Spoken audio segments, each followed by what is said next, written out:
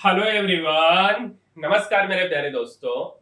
मेरे भाई, यह वीडियो एक सच्ची घटना पे आधारित है कि जब आपको मेहनत करने का मौका मिले तब आप उस मेहनत के जगह पे किसी और चीजों को महत्व देने लगते हैं।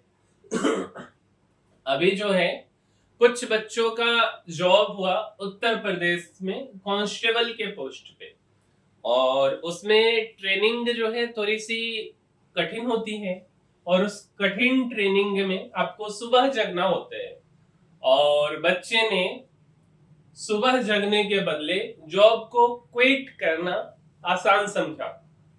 तो आइए, इसी से रिलेटेड इंफॉर्मेशन है, देखते हैं कि क्या है। मेरे भाई, जब बच्चे मेहनत के बजाय आराम को महत्व देने लगे, उस समय पे क्या करना है। मेरे भाई, उत्तर प्रदेश में 60,244 कांस्टेबल की नियुक्ति के लिए अब तक के सबसे बड़े भर्ती अभियान के दौरान सरकारी नौकरी पाने की कठिनाइयों से गुजरने के बाद, ठीक है, 3568 मीन्स 3568 और इससे भी ज्यादा चयनित कैंडिडेट मीन्स जिनका सिलेक्शन हो गया है, उम्मीदवारों ने शुरुआत में ही नौकरी छोड़ दी। सोचो मेरे भाई कि आपका नौकरी हो जाता है, अब पैसा आपके अकाउंट में हर महीने गिरने वाला है, अब आपको ईएमआई की कोई समस्या नहीं है, और उस समय में आप अपने नौकरी को क्विट कर देते हो। और दिलचस्प यह है कि इनमें से अधिकांश ने नियुक्ति के पहले कठोर प्रशिक्षण को नौकरी छोड़ने का कारण बताया। कुछ ने तो साफ कहा कि वे सुबह 5 बजे उठकर एक्सरसाइज के लिए मैदान पर नहीं पहुंच सकते। कल्पना कीजिए कि इन बच्चों ने प्रतियोगी परीक्षा में बैठे 50 लाख लोगों में से अंतिम 60,000 में चयनित होने पर खुद को भाग्यशाली तक नहीं समझा, बल्कि दुर्भाग्यवश सुबह जल्दी उठने की परेशानी को नौकरी छोड़ने का कारण बता दिया। मेरे भाई, अगर 60,000 वैकेंसी थी तो यह बात कहीं ना कहीं सत्य है कि 40-50 लाख लोग फॉर्म डाले होंगे। उस 60,000 में आपका सिलेक्शन होता है, और उसके बाद भी आप नौकरी को छोड़ देते हो, वजह सुबह ना उठ पाना।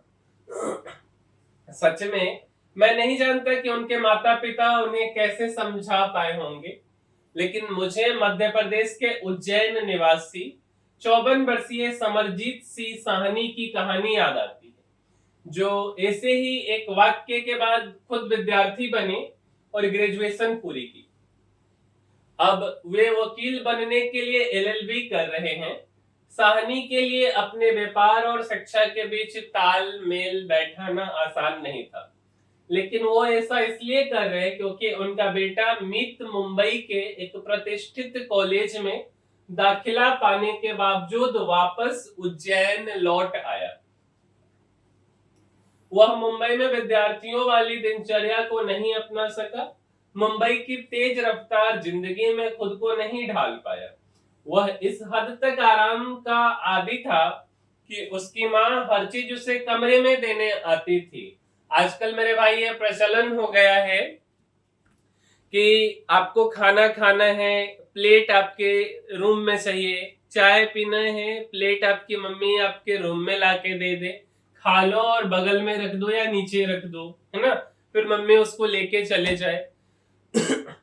लड़कियों में या लड़कों में, दोनों में मेरे भाई, अगर उन्हें कोई घर पे कोई आ जाता है, अगर उन्हें चाय बनाना ही पड़ जाए या उन्हें पानी तक देना हो, तो वो काम आपके गार्जियन करेंगे। इस हद तक जो है आजकल लोग अपने बच्चे को ढाल रहे, जैसा कि आप इस बच्चे के साथ देख भी रहे हो कि यह मुंबई में अच्छा कॉलेज में इसका एडमिशन होता है, लेकिन ये लड़का आराम का इतना बड़ा आदी हो जाता है कि मुंबई के उस चीजों को अपने अंदर ढाल नहीं पाता है और घर को आ जाता है। ठीक है, आराम का स्तर यह था कि जैसे ही वह आवाज लगाता, मम्मा मुझे चाय चाहिए, उसकी माँ तुरंत चाय लेकर आ जाती। ऐसा सुनहरा अवसर गंवाने पर अपने बेटे को सजा देने या डांटने के बजाय साहनी ने खुद छात्र बनकर अपनी जिंदगी का अधूरा सपना पूरा करने का फैसला किया। ठीक है, मीन्स आप 54 वर्ष के होने के बाद आपके जीवन में जो अधूरा सपना है, शायद कभी ये वकील बनना चाहते रहे होंगे, तो बिजनेस के साथ एलएलबी का पढ़ाई करना है ना, क्योंकि बच्चे तो आराम के आदी हो गए। वर्षों पहले मेरे भाई केरोसिन वितरण का व्यवसाय करने वाले अपने माता पिता को एक दुर्घटना में मृत्यु के बाद साहनी ने पढ़ाई छोड़ दी थी। 12वीं कक्षा मीन्स जो 12th क्लास है, ठीक है, कक्षा के विद्यार्थी साहनी 1991 में जब 18 साल के हुए तो उनके पिता को केरोसिन वितरण व्यवसाय उनके नाम पर स्थानांतरित हो गया, क्योंकि उनके पिताजी की डेथ हो गई। तब तक परिवार का कोई अन्य सदस्य इसे संभाल रहा था। साहनी की पढ़ाई छुड़वाने का निर्णय परिवार ने स्वेच्छा से लिया था, क्योंकि उनके बड़े भाई को इंजीनियरिंग में दाखिला मिल गया था और उस वक्त इंजीनियरिंग में दाखिला मिलना अपने आप में गर्व का विषय था। स्कूल छोड़ चुके साहनी परिवार के भरण पोषण के लिए पिता का व्यवसाय चलाने लगे। धीरे धीरे जब केरोसिन अप्रचलित हुआ तो व्यवसाय प्रॉपर्टी बिजनेस में बदल गया। उनका बेटा मीत खेल में करियर बनाना चाहता था। पहले भारी फी चुकाकर उसे दिल्ली की एक स्पोर्ट्स अकादमी में दाखिला मिला, लेकिन वह वहां की दिनचर्या में नहीं ढल पाया और उसे अकादमी छोड़नी पड़ी। जयपुर की खेल अकादमी में भी वही समस्या आई और उसे वहां से भी छोड़ना पड़ा। तब साहनी को सही उम्र में शिक्षा पूरी करने का महत्व समझ आया, जिसे वो 1990 के दशक में छोड़ चुके थे। शिक्षा का महत्व बताने के लिए साहनी ने बीए में दाखिला लिया और अपने बेटे को उसकी पसंद का ग्रेजुएशन कोर्स करने के लिए मुंबई भेजा। लेकिन मुंबई में भी वही कहानी दोहराई गई, क्योंकि मीत परिवार के सहारे के बिना स्वतंत्र जीवन नहीं जी पाया। वह उज्जैन लौट आया और उसका ग्रेजुएशन का एक कीमती साल खराब हो गया। इस बीच पिता ने 2024 में ग्रेजुएशन पूरी की।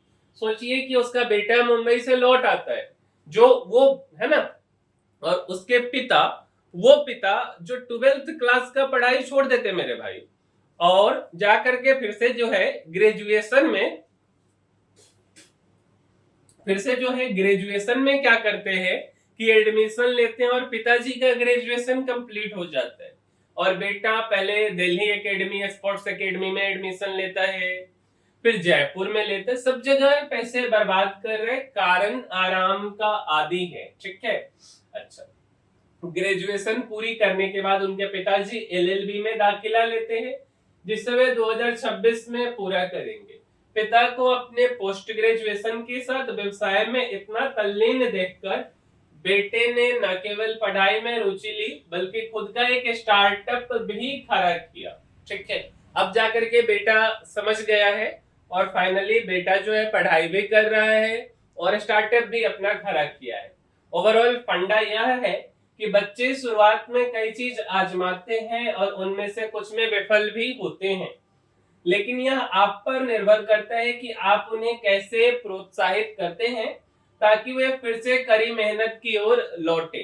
तो मेरे भाई, आप इस कहानी से जरूर कुछ सीखे होंगे और खास करके यह कहानी उन गार्जियनों के लिए है जो गार्जियन माँ बाप अपने बच्चे को आराम तलबी बनाने में बहुत ही बेहद जो है बहुत ही अच्छा से ये धर्म को निभाते हैं कि उसको चाय चाहिए, पानी चाहिए, प्लेट धोना है, जो भी उसके दिनचर्या का काम है। ये तो छोटा है, ये तो बच्चा है, भले वो 10th में हो, भले वो 12th में हो। सही बात है कि माँ बाप के लिए वो बच्चा ही होता है, लेकिन एक वेल डिसिप्लिन्ड लाइफ उसको सिखाना उसके माँ बाप की ही जिम्मेदारी है। नहीं तो वो बच्चा कल होकर के पढ़ाई से ही भागने लगेगा, क्योंकि आज कंपटीशन का दौर है और साथ साथ में संघर्ष का भी दौर है। और जब तक आप उसे घर पे संघर्ष करना नहीं सिखाएंगे तो वो बाहर में कैसे टिक पाएगा।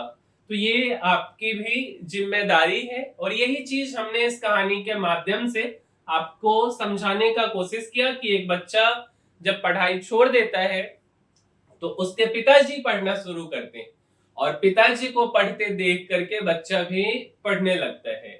उम्मीद करते हैं कि यह कहानी आपको काफी अच्छी लगी होगी और अगर यह कहानी आपको अच्छी लगी है मेरे भाई तो इस वीडियो को लाइक कर दीजिए, साथ साथ अपने मित्रों तक इस कहानी को शेयर कर दीजिए और इस चैनल को सब्सक्राइब भी कर दीजिए जिससे कि हम और अधिक लोगों तक पहुंच सके। मिलते हैं हम किसी अगले वीडियो में, तब तक के लिए धन्यवाद।